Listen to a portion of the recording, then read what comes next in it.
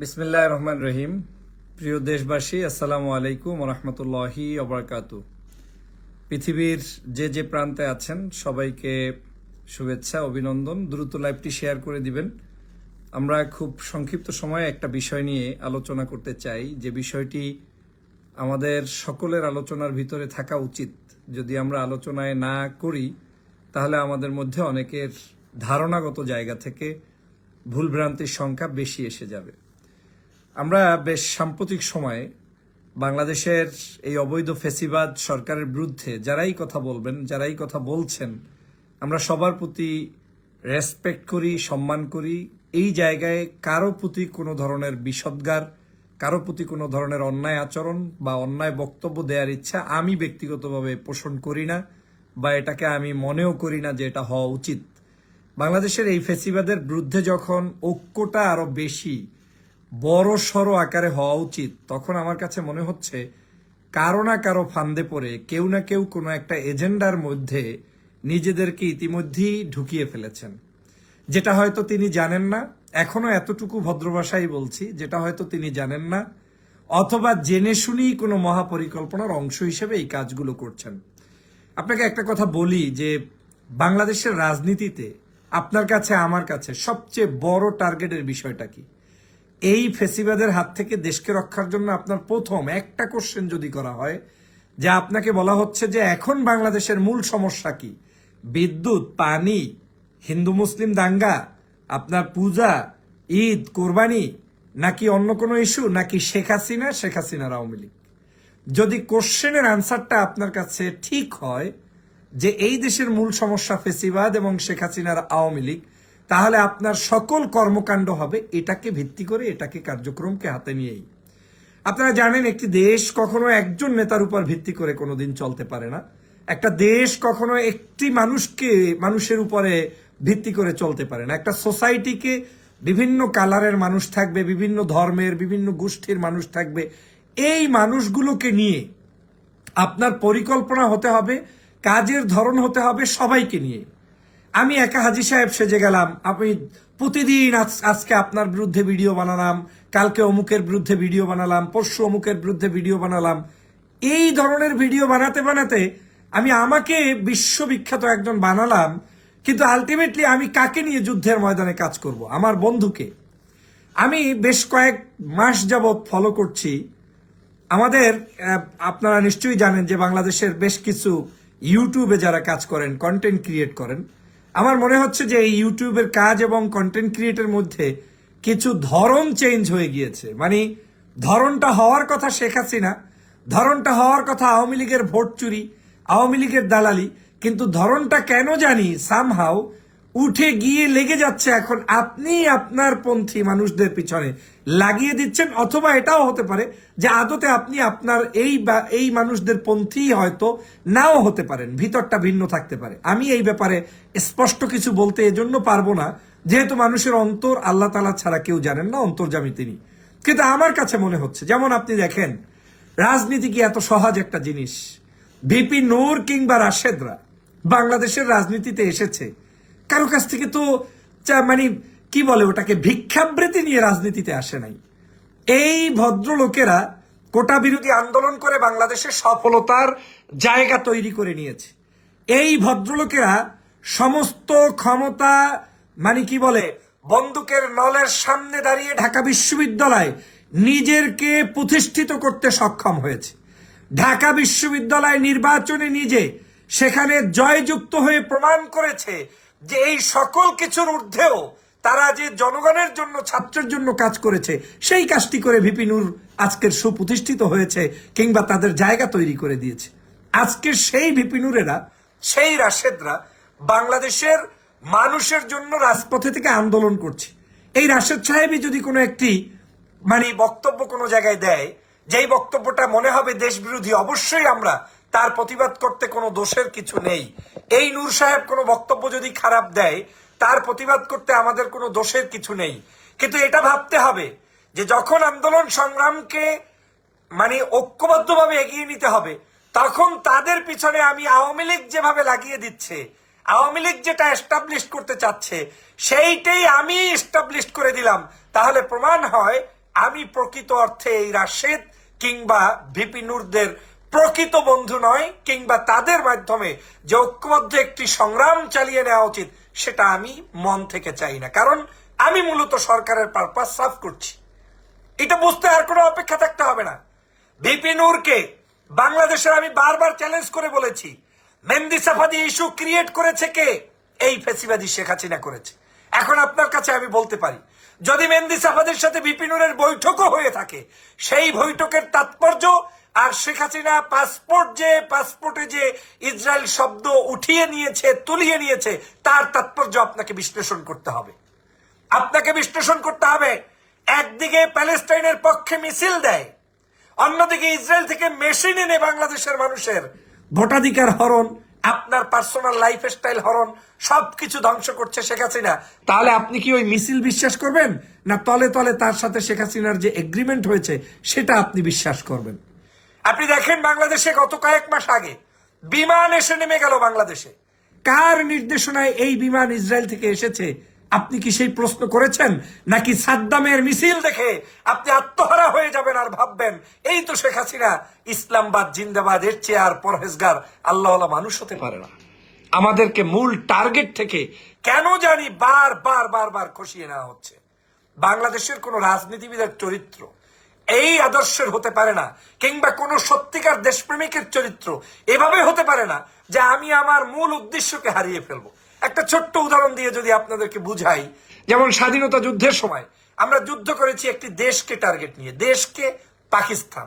তখন আমার পক্ষে যে ছিল, সেই ভারত ছিল, আশেপাশের যারাই ছিল, সবাইকে নিয়ে আমরা কিন্তু সমালোচনায় মত্ত ছিলাম না। কেন? আমার স্বার্থ উদ্ধার করতে হবে, পাকিস্তানের কাছ থেকে আমার দেশকে উদ্ধার করতে হবে, রাইট? আজকের বাংলাদেশের মূল সমস্যা কি? আজ মূল সমস্যা হচ্ছে এই বাংলাদেশের ফ্যাসিবাদ আওয়ামী লীগ, তার হাত থেকে বাংলাদেশকে রক্ষা করতে হলে সমগ্র মানুষকে শত্রু বানানোর কোনো প্রয়োজন আমার দেশে নাই। এখন আমার দেশের নায়ক নায়িকা, গায়ক গায়িকা, রাস্তাঘাটের বহুত মানুষ, পীর মাশায়েখ আউলিয়া, যার যার মতো বিভিন্ন জায়গায় তার জীবিকা নির্বাহ করে থাকে, তার মতো করে সে চলছে, তার আদর্শ সে প্রচার করছে। সবার আইডিওলজি, সবার থিঙ্কিং লেভেল, সবার টার্গেট একরকম হতে নাও পারে। রাজনীতি আজকে আপনি করছেন, আরেকদিন আরেকজনে করছে, আরেকদিন আরেকজনে করবে। প্রত্যেকের নিজস্ব কিছু ফর্মুলা থাকবে, সেই ফর্মুলার উপর ভিত্তি করে মানুষ রাজনীতি করছে। এখন আপনি আমি যদি উচকে দেই, একটা বড় বক্তব্য দিয়ে আপনাকে জাতিকে বিভ্রান্তমূলক তথ্য দিয়ে নাচাইয়া দিলেন, তারপরে আপনি নাই সেখানে, মাঠেও নাই, ময়দানেও নাই, কর্মেও নাই, তারপরে আপনি কি করবেন? রাজনীতি আর ভিডিও অনলাইন এক জিনিস নয়, এটা আগেও বলেছি, আজও বলছি। কেন নয় আপনি দেখেন, বাংলাদেশে আপনি যদি এখন মূল সমস্যা, আপনি আন্দোলন করছেন কি ভারতের ট্রেন বাংলাদেশে ঢুকতে দিব না। এমন কোন বাবার শক্তি আছে যেই বাবার শক্তি অ্যাপ্লাই করে ভারতের ট্রেন আপনি ঢুকতে দিবেন না? যদি এটা চুক্তি করে হয়ে থাকে, তাহলে আপনাকে প্রথম টার্গেট নিতে হবে কি, ভারতের ট্রেন ঢুকতে না দেওয়ার মূল কারণটা যদি ফাইন্ড আউট করতে পারেন, তাহলেই ভারতের ট্রেন বাংলাদেশে ঢুকবে না। সেটা কি? সেটা হচ্ছে শেখ হাসিনাকে রাষ্ট্র থেকে নামাতে হবে। এখন শেখ হাসিনা রাষ্ট্র ক্ষমতায় থাকবে, আমি আপনি ভারত বিরোধী ট্রেনের বক্তব্য দিব, প্রচারণা চালাবো, কিন্তু আদতে কি আমি তার ভারতের এই ট্রেনটা চাক্কা বন্ধ করার অধিকার আপনার আছে? পোর্ট তো দিয়ে দিয়েছে, কয়দিন পোর্টে গিয়ে পোর্টের কার্যক্রম বন্ধ করতে পেরেছেন বলেন? কয়দিন আপনার সেই ভারতের আপনার কি বলে এই দেশের যে আমাদের উপরে ওরা যে রাহুকে হ্রাস করে বসে আছে, কয়দিন নামাতে পেরেছি? পারি নাই। কেন পারি নাই? মূল কারণটা হচ্ছে এই দেশটাকে বিক্রি করে ফেলেছে শেখ হাসিনা ভারতের কাছে। অতএব শেখ হাসিনার কাছ থেকে সবার আগে আপনাকে জিনিসটা আনতে হবে। এখন আপনি তাল দিয়ে কওমি আলেমকে নামাই দিবেন, হুজুররা মিছিল করবে, আর পিছনে পিছনে ভিডিও করে আপনি তাল দিবেন, আর তাদের লাশগুলো পরে পরে প্রতিটা মুহূর্ত মারা যাবে, আর তাদের লাশের উপরে ভিত্তি করে আপনি স্বপ্ন দেখবেন যে কিছু একটা ঘটবে। না, এইটা আসলে রাজনৈতিক ময়দানে এই ধরনের বক্তব্য চলে না। এই দেশের মূল সমস্যা আপনাকে ফাইন্ড আউট করতে হবে। আমি যদি প্রশ্ন করি এই দেশের মূল সমস্যা কি, আপনার ওই যে চিত্রনায়িকা মেহজাবিন, নাকি আপনার কি বলে মোশাররফ করিম, নাকি আপনার অন্য কোনো নায়ক নায়িকা, গায়ক গায়িকা? আমাকে বলেন। এরা আপনার দেশের জন্য হার্মফুল না, এরা আপনার দেশের জন্য শেখ হাসিনার মতো না। কিন্তু আপনি এখন কি করছেন?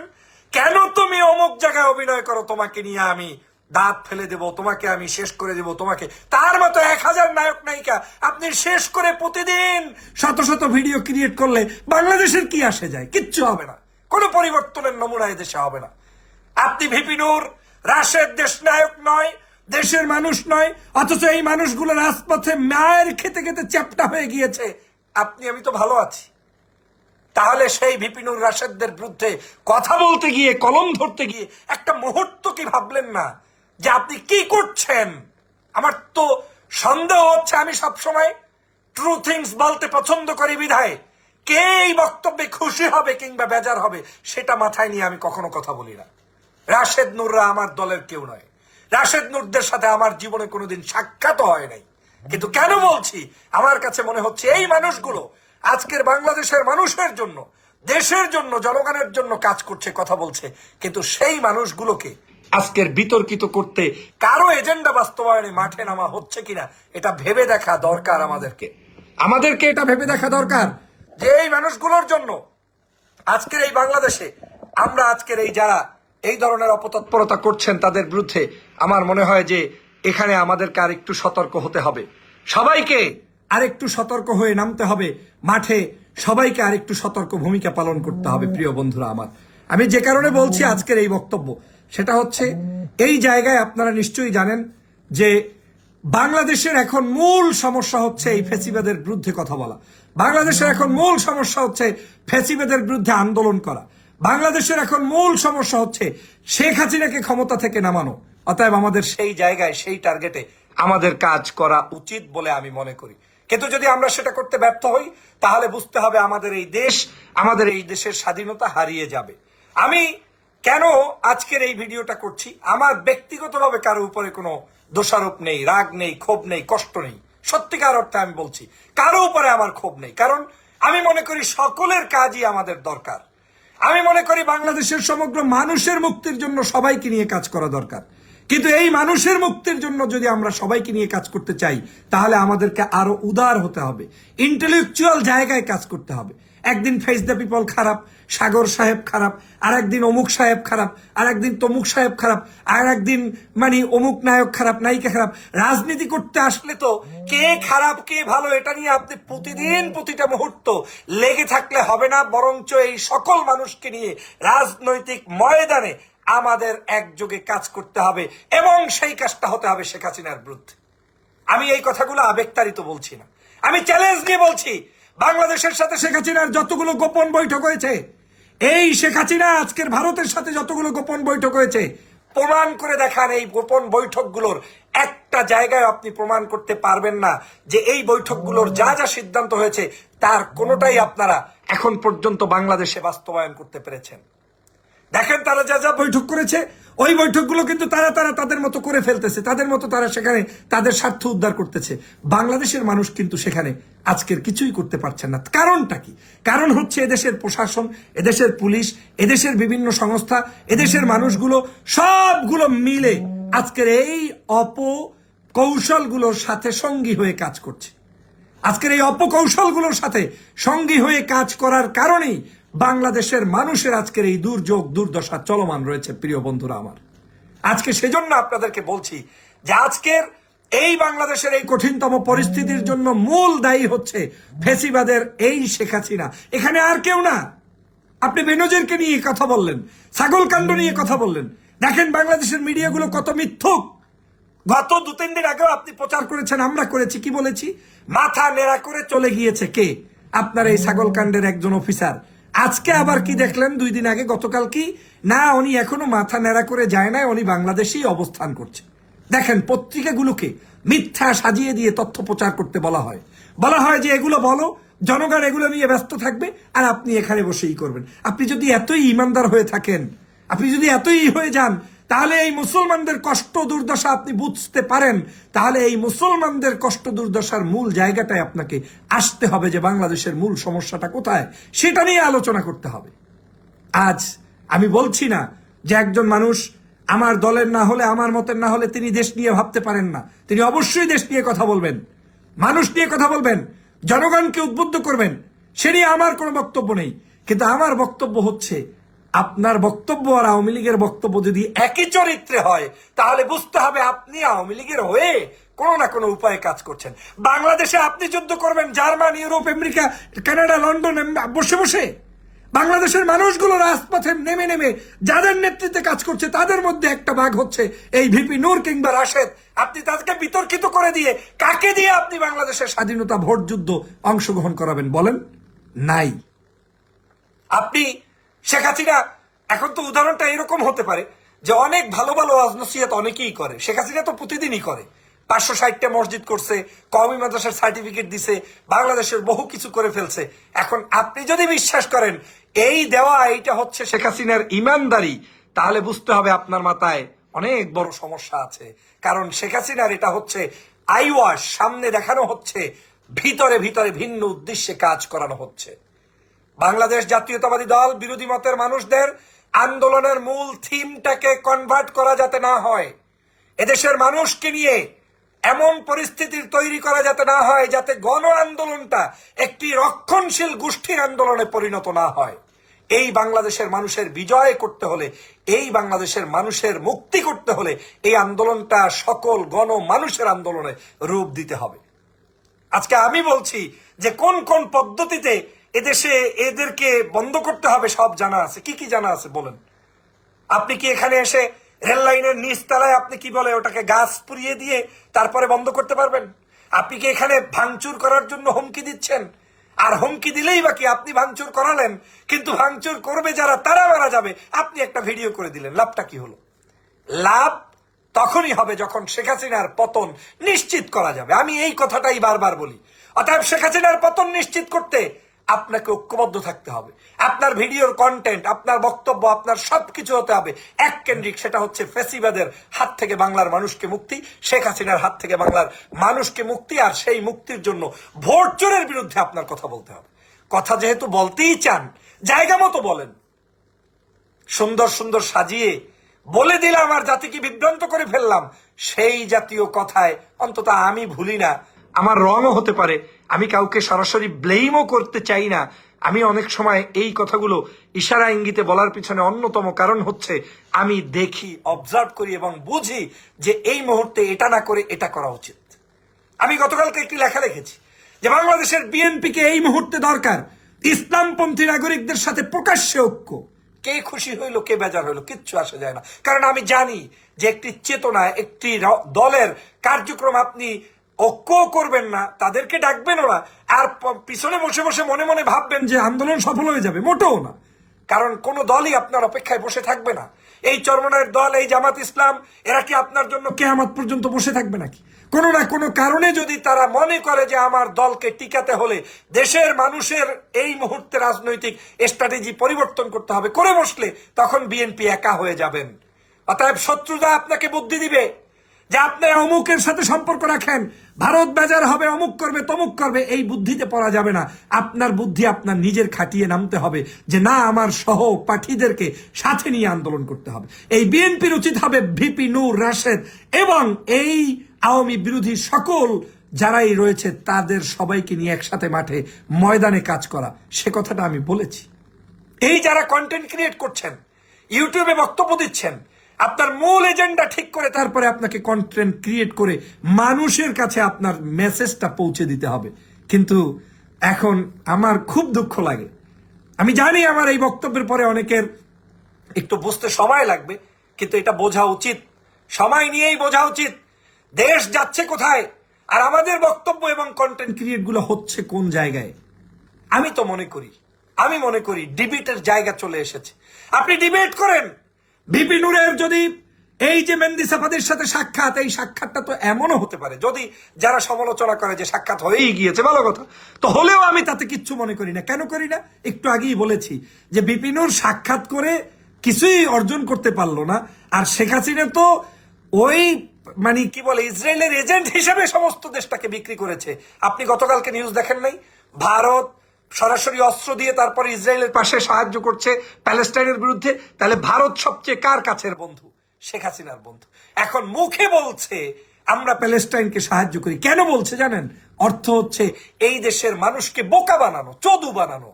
ডাইরেক্ট আপনাকে আমাকে বোকা বানিয়ে এই দেশটাকে ধ্বংসের দ্বার প্রান্তে নিয়ে যাচ্ছে শুধুমাত্র বোকা বানিয়ে।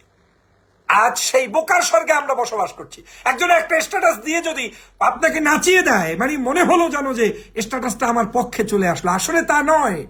এটা তিনি এই কাজ করে আপনাকে নাচাচ্ছে,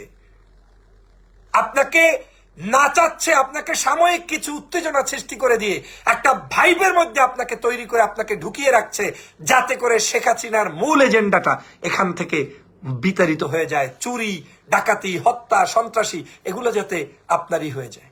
আপনি কি করবেন? আমি চ্যালেঞ্জ দিয়ে বললাম, বাংলাদেশের 1 লক্ষ ইউটিউবারও যদি সবাই মিলে শেখ হাসিনার বিরুদ্ধে জিহাদ ঘোষণা করেন, আর যদি সত্যিকার অর্থে মাঠে যারা আন্দোলন করছে তাদের মধ্যে অনৈক্য তৈরি করে দেন, সেই অনৈক্য দিয়ে বিপ্লব হবে না। বিপ্লব করতে হলে মাঠে যারা আছে তাদেরকে প্যাট্রোনাইজ করতে হবে, এই জাতীয় নেতা কর্মীদেরকে আপনার উৎসাহ প্রদান করতে হবে। এই বিপিনুর রাশেদরা ক্ষুদ্র হতে পারে, ছোট্ট হতে পারে, কিন্তু এদেরকে আপনার এদের পিছনে লেগে থেকে লাভ নাই। প্রতিদিন কি ঘটছে, কার সাথে কি হোয়াটসঅ্যাপে কথা হয়েছে, কার সাথে কি কথা বলেছে, কেন বলেছে, আরে ইতিহাস চর্চা করেন। আপনিও যদি আপনার ব্যাকগ্রাউন্ডে যান, আমি একটা স্ট্যাটাস দেখলাম এক ভদ্রলোকের, ইউটিউবের বিশিষ্ট একজন ব্যক্তি, তার স্ট্যাটাসে যে আমার সাথে সম্পর্কিত অমুক ডিজিএফআই সাবেক সদস্য, তাদের সাথে পরিচয় করিয়ে দিয়েছিলাম, এই করেছিলাম। তাহলে আপনিই তো সেখানে সংযুক্ত একজন ব্যক্তি। আবার যদি আপনি বলেন যে আমরাই অমুক সময় আন্দোলন করেছিলাম, তখন তাকে চিনেছিলাম, তাহলে তো আপনি সেই কাজটা করে এসেছেন, এখন নতুন হাজি সেজেছেন, এই তো। তো আমি নতুন হাজিকে কোনো অবস্থায় খারাপ বলি না। একজন মানুষ আওয়ামী লীগ থেকে বিএনপি করতেই পারে, তাকে আমি খারাপ বলি না। একজন মানুষ বাম রাজনীতি থেকে ডান রাজনীতিতে আসতেই পারে, তাকে আমি খারাপ মনে করি না। আসেন, কিন্তু হিংসা নিয়ে কেন আসছেন? আসেন, কেন সবার পিছনে আপনার বাড়ি মেরে মেরে মুখোশ উন্মোচন করে আপনি কাকে নিয়ে চলবেন বলেন? রাজনীতি এত সস্তা মনে করেছেন? এই যে মানে হিপোক্রেসি চলছে বাংলাদেশে, এই জায়গা থেকে আমাদের বের হওয়া উচিত, আমাদের সত্য কথা বলা উচিত। এখন অনেকের গা লাগবে কেন জানেন? যে ভিপিনুরকে কিংবা রাশেদকে অপছন্দ করবে, সে তো চিন্তা করবে এই ধরনের কোন একটা ভিডিও, এই ধরনের কোন একটা কি বলে স্ট্যাটাস দিয়ে দিলেই খুব খুশি, কারণ মানুষটার তো অন্তত ক্ষতি করতে পারলাম। আরে চিন্তা করে না যে এই লোকের ক্ষতি করা মানে আমার দেশের ক্ষতি করে আমি ফেলতেছি। ওরা যদি দালালি হইতো, তাহলে তো বাংলাদেশের এই আওয়ামী লীগের 24 সালের ইলেকশনে গিয়ে তারপরে এমপি টেমপি হইয়া বসে থাকতে পারতো। এই বিশ্বাস আমার আছে। এই সরকার কাকে দেয় নাই জাকাত পাত্রা বলেন? আমি তো মনে করি এই নির্বাচন যারা প্রত্যাখ্যান করেছে প্রত্যেকে দেশপ্রেমিক মুক্তিযোদ্ধা, এদের বিরুদ্ধে কলম উঁচানোর দায়িত্ব কোন ইউটিউবার, কোন ব্যক্তির নাই। যদি করেন সেটা জাতির সাথে প্রহসন হবে এবং কিছুদিনের মধ্যে আপনাদেরকে মানুষ চেনা শুরু করে দিবে। একমুখী সমালোচনা করার রাইট আছে। আমি যে কোনো ব্যক্তির স্বাধীন পেশায় আমি কখনোই হস্তক্ষেপ করতে চাই না। এখান থেকে যদি কারো রুটি রুজি হয়, এখান থেকে যদি কারো ব্যবসা হয়, এখান থেকে যদি কারো কোনো বক্তব্যের মধ্য দিয়ে তার নিজস্ব থিঙ্ক যদি সে পাবলিকলি বলতে পারে, তাতে আমার আপত্তি নেই। কিন্তু আমার আপত্তির জায়গাটা এইখানে, আপনি যা করছেন একই জিনিস শেখ হাসিনা করছে, তো সেটাই কি প্রমাণ হয়ে যাচ্ছে না? তো অতএব আপনি যেটা করছেন সেইটা এই হাসিনার মতো হলেই বুঝতে হবে যে আসলে দেশের জন্য তাহলে আপনার এই কাজটা এই মুহূর্তে অ্যাপ্রোপ্রিয়েট নয়। আপনি যেটা করছেন এই কাজটা এই মুহূর্তে অন্যায়, এই কাজটা এই মুহূর্তে সঠিক নয়। আসুন প্রিয় বন্ধুরা আমার, আমি যে কথাগুলো বলেছি এই কথা থেকে আপনারা অনেকে অনেক কিছু বুঝে নিবেন। আমি সচরাচর আমার একটুও যদি মনে করি লোকটা আমাদের পন্থী, আমাদের জন্য কাজ করছে, আমি তাদের কারো ব্যক্তিগতভাবে এখনো দেখেন এই লাইনে কারো নাম উচ্চারণ করে কথা বলার চেষ্টা করি নাই। কিন্তু বাংলাদেশের মানুষ তো আর এত বোকা না, আপনি তো নিশ্চয়ই বুঝে ফেলবেন যে আমি কি মিন করেছি, কি বোঝাতে চাচ্ছি। বাংলাদেশ একটি দেশ, এই দেশ আপনি যদি কেউ এসে আপনাকে এখন একটা সুন্দর স্ট্যাটাস দেয়, আগামীকালকের সমগ্র বাংলাদেশের সিনেমা হল বন্ধ করে দেওয়া হবে, শুনতে আপনার ভালো লাগবে, যে একটু কট্টরপন্থী, যে একটু মনে করেন যে না এটা বন্ধ হইলেই তো ভালো। আসলেই তো আপনার এটা বন্ধ হইলে ভালো লাগবে, এটা আপনার কাছে দৃষ্টিভঙ্গি। আদতে কি এটা সম্ভব? এটা কি বন্ধ করতে পারবেন? তাহলে এটা বলে কি করছে? আপনার ভিতরের আবেগটা নিয়ে মানে রাজনীতি করা হচ্ছে, আপনাকে একটু ফুসিয়ে দেওয়া হচ্ছে। কিন্তু এটার যে ব্যাড ইম্প্যাক্ট সেটা হচ্ছে এই লাইনের ফলোয়ার গুলো এমনও হতে পারে রাজনৈতিক আদর্শিক বিভিন্ন কারণে ফেসিবাদের বিরুদ্ধে তিনিও কলম ধরতে চান, কথা বলতে চান, কিন্তু সিনেমার ইস্যুতে না, ধর্মের ইস্যুতে না, ব্যক্তি বিশেষ তিনি করতে চান, তাকে তো আপনি দূরে ঠেলে দিলেন। এই দেশের সমস্ত ব্যাংকে প্রতিদিনই তো মাহফিল মজলিসে আপনি গেলে শোনেন যে ব্যাংকে কাজ করা হারাম, ওই সুদী ব্যাংকে, এ জাতীয় অস্ত্র আমরা সবাই শুনি। কিন্তু এই বাংলাদেশের প্রত্যেকটি পাড়ায় পাড়ায়, গ্রামে গ্রামে ব্যাংকে কি কর্মজীবী মানুষ আছে না? তো যে রাজনীতি করবে তার তো এই ক্ষুদ্র সমগ্র বিষয় নিয়ে ধারণা থাকতে হবে যে আমি কাকে নিয়ে কথা বলছি, হু ইজ মাই ফলোয়ার। আপনি তো এখন আবেগ উঠিয়ে দিয়ে সমস্ত বাংলাদেশের ব্যাংক বন্ধ করে দিতে হবে, এটা বললে তো হবে না। এটা বলা যাবে, বলা এক জিনিস, করা আর এক জিনিস। এজন্য রাজনীতির মাঠে আমি মূল টার্গেটটাই আপনাদেরকে বলে দিতে চাই যে আমার টার্গেটটা হচ্ছে ফ্যাসিবাদের পতন। অতএব আপনার ভিডিও, আপনার বক্তব্য, আপনার আলোচনা হবে ফ্যাসিবাদের পতন নিয়ে। কিন্তু আপনি যখন তাদের পতন নিয়ে আলোচনা না করে আপনি আলোচনা করেন ভিন্ন কোনো ইস্যুতে, সেটা যদি করতে পারেন, কিন্তু ভিন্ন ইস্যু করতে গিয়ে ঐক্য নষ্ট করবেন, আবার এই জাতীয় লাইনেরই আইডেন্টিটি লাগাবেন, সেটা জনগণ কোনোভাবে ভালোভাবে নেবে না। হয়তো সাময়িক মজা পাওয়া যাবে, সাময়িক কিছু মানুষ ভিউ করবে, দেখবে, কিন্তু একটা সময় গিয়ে এটা কিন্তু টিকবে না, এটা টিকবে না। আমরা সবাই এই ফ্যাসিবাদের বিরুদ্ধে যারা কলম ধরবে, কথা বলবে, প্রত্যেককে আমরা প্যাট্রোনাইজ করব। সবার মধ্যে আমরা ঐক্য চাই। আমরা সকল মানুষকে নিয়ে মানুষের জন্য লড়াই করতে চাই। আমরা ভারতের এই আধিপত্যবাদের বিরুদ্ধে আমরা কথা বলতে চাই, আমরা সবাইকে নিয়ে, কিন্তু বুঝিয়ে বুঝিয়ে নিয়ে আসতে চাই। আমার সাথে 10 জনের সাথে একই বিষয়ে আমি কথা বলছি, আমি যেভাবে কথা বলছি, আমার মতো করে অনেকেই আছে যে তারা তো আবার আপনার কি বলে, মানে অনেক সময় তারা তো আদতে আমার মতো করে এইভাবে প্রতিবাদী নাও হতে পারে, কিন্তু না হলেই যে তাকে আমার বাস ঢুকিয়ে দিতে হবে, এই মেজাজটাই তো খারাপ।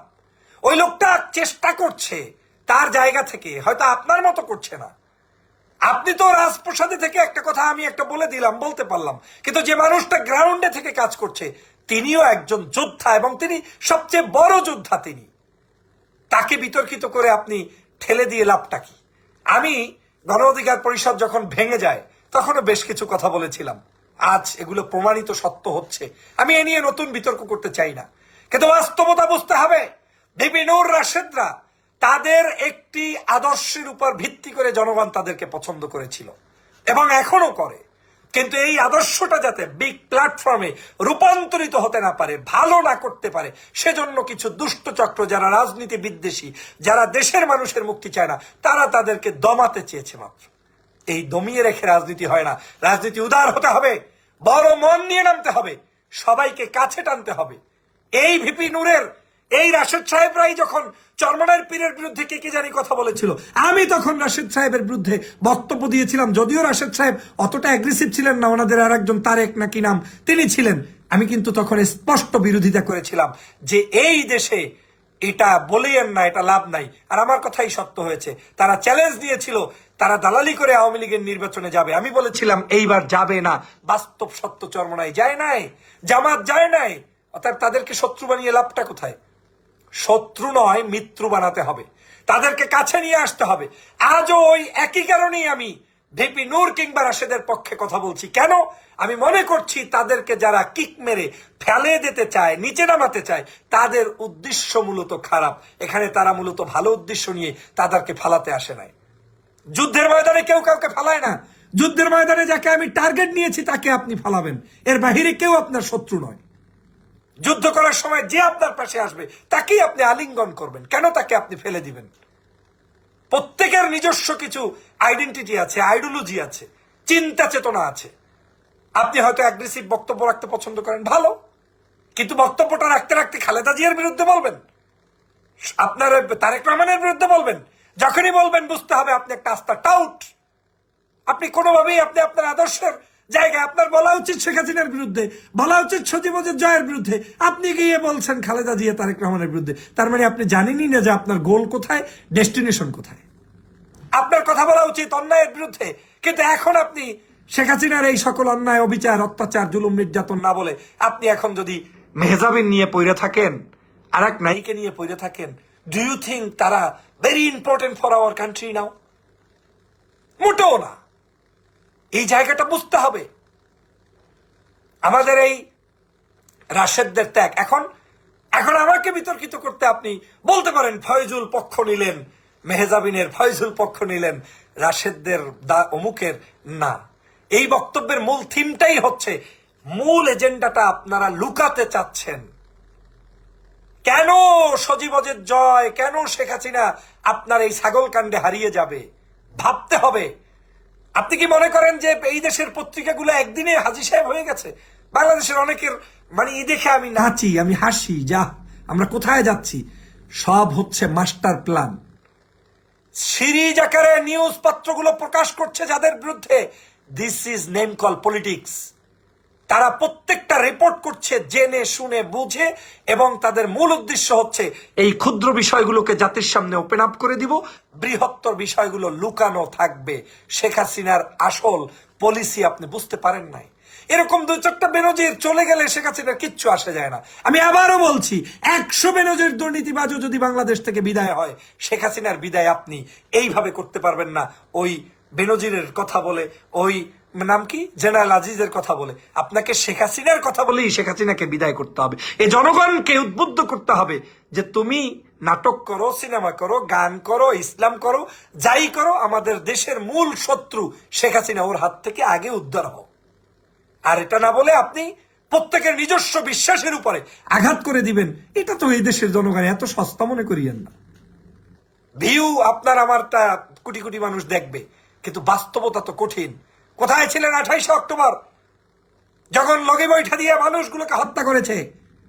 কোথায় ছিলেন যখন এই ফাঁসি দিয়ে মানুষগুলোকে হত্যা করা শেষ হয়ে গিয়েছে? শাহবাগীরা সেখানে আপনার সমগ্র মানুষদেরকে ধ্বংস করে দিয়েছে। সেই সময় আপনার মতিউর রহমান নিজামী, সাইদি, তাদের ফাঁসির সময় আপনার কোথায় ছিলেন? কোথায় ছিলেন এই যে ধর্মভিত্তিক মানুষগুলো জেলের মধ্যে বন্দী? কয়দিন তাদের পক্ষে কথা বলে তাদেরকে ইউনাইটেড করার জন্য কাছে ডাকতে পেরেছি বা পারছি? আমি বলছি না আপনার আমার কাজ আমার মতো হতে হবে, কিংবা আপনার কাজ আমার চেয়ে কোনো অবস্থায় ছোট, এটাকে আমি বলছি না। অবশ্যই প্রত্যেকের কাজের গুরুত্ব রয়েছে, আমি আপনাদের এই কাজকে সম্মান জানাই, কিন্তু এমন কিছু করা উচিত হবে না যে কাজগুলো করে নিজেরাই নিজেদের ভিতরে নিয়ে ব্যস্ত। আর এটাই শেখ হাসিনা চায়।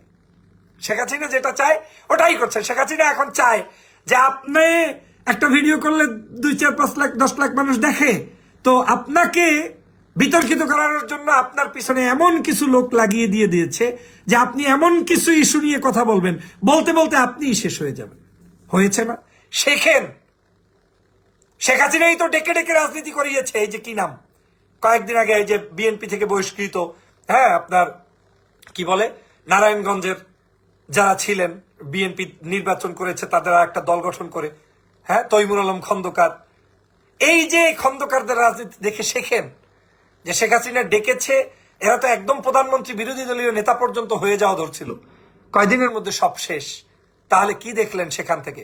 শেখ হাসিনা কি এদেরকে আপনার মানে কোনো কিছু দিতে পেরেছে? দিতে পারে নাই, কিন্তু তারা জনগণের কাছে বিতর্কিত হয়ে গিয়েছে।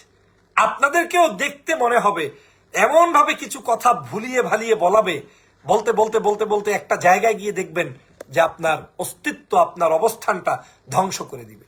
আমি সে কারণে সবার কাছে উদ্যত আহ্বান জানাই, কথা বলবেন পারলে শেখ হাসিনার এই অপতৎপরতার বিরুদ্ধে গর্জে উঠেন, সময় মতো কথা বলেন।